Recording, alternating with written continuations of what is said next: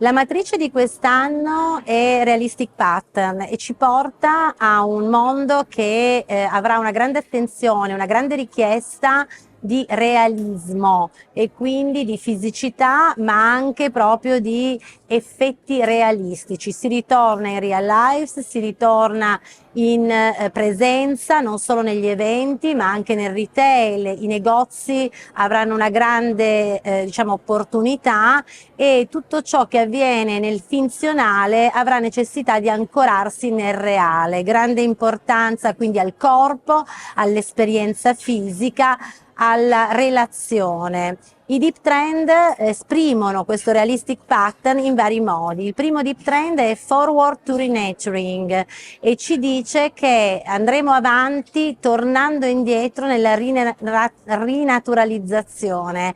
Renaturing nel senso di riportare al naturale, inteso non intermediato. Un esempio può essere appunto Leroy Merlin, che propone di utilizzare i greggi di pecore per tosare l'erba anziché comprare il tosaerba, molto più nurturing e molto più ecosostenibile, ma lo è anche tutta l'esperienza che ognuno di noi fa con l'intelligenza artificiale nella diciamo così tecnologia conversazionale, che riporta a natura la relazione uomo-macchina, rendendola a tutti gli effetti una relazione interpersonale.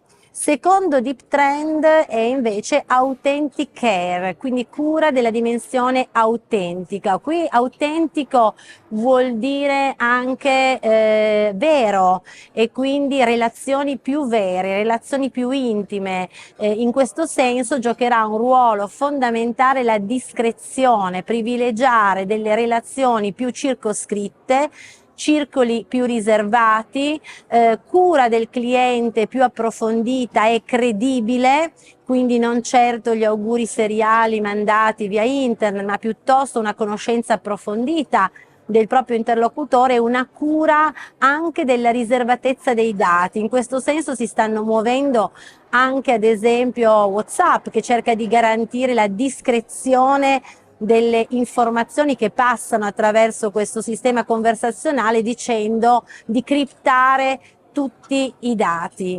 Terzo deep trend è I want to belong, quindi io voglio appartenere, sentirmi parte di qualcosa, e il senso di appartenenza diventerà sempre più urgente. Qui le aziende dovranno davvero muoversi in maniera estremamente strategica per superare il classico modello della community digitale e privilegiare invece delle strategie di costruzione di gruppi, circuiti, vogliamo chiamarli target, che però vengono accomunati da un modo di vedere la realtà, la vita, le credenze, i valori. Non a caso in questo deep trend sta anche tutto il fenomeno dell'attenzione anche a un ritorno alla fede dei giovanissimi.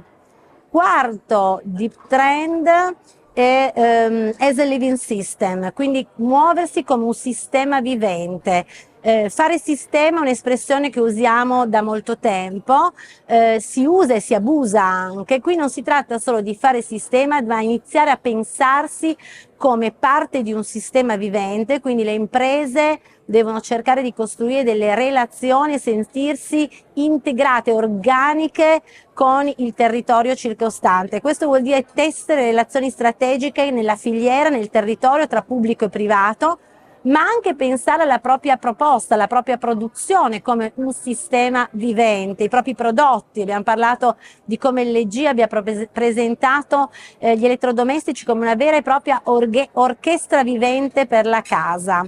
Ultimo deep trend, Eternal Memories. Eternal Memories ci dice, mette un faro su una tematica molto importante che è la memoria, che sarà protagonista per i prossimi 5 anni, e ci inizia a dire che dobbiamo pensare a cristallizzare la memoria di alcuni oggetti, archetipi, immagini che diventano un patrimonio per l'umanità, e quindi alcuni oggetti di nuovo realisti, quindi borsette, rossetti, oggetti di culto, diciamo anche intese come icone, diventano delle immagini simbolo che diventano testimonianza della storia dell'umanità, non più vincolati a un preciso momento storico, ma come memoria eterna fuori dal tempo. Quindi iniziare a pensare a un valore fuori dal tempo, anche perché, come sappiamo, come diciamo ormai da tempo,